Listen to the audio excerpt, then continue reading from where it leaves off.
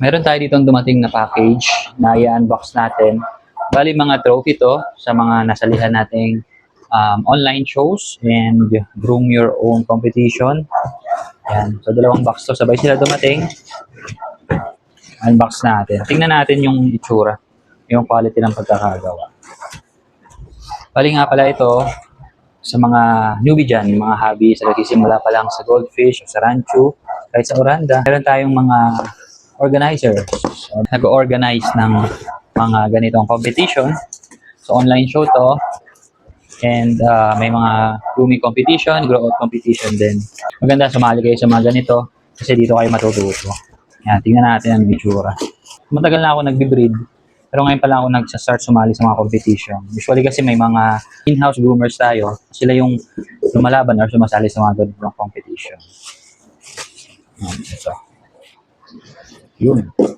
Ito nyo ba? Yan.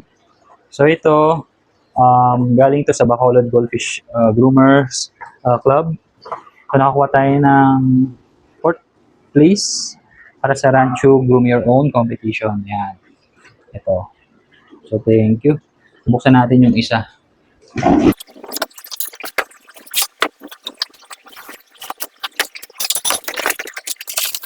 Ito naman galing kay Takbo.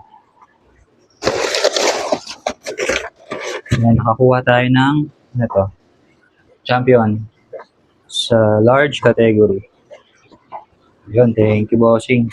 So sa mga gustong sumali sa mga ganitong klaseng event, i-share ko to sa aming page or sa mga lugar nyo, sa mga goldfish club, meron yan silang sinishare na mga event. Pwede nyo salihan.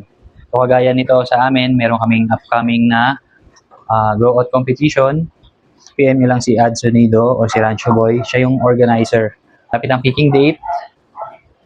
Kaya mag-message lang kayo para maka-join kayo. Yan.